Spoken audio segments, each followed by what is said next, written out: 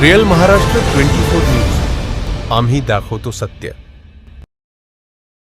ग्रामपंचायत झोडगाव, तालुका सेलू, जिल्हा परभणी येथील आर्थिक अपहार प्रकरणी चौकशी करून दोषींवर फौजदारी कार्यवाही करण्याची मागणी.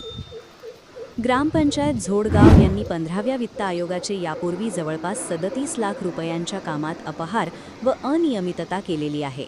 याबाबत आझाद मैदान, मुंबई येथे आमरण उपोषण सुद्धा केले आहे.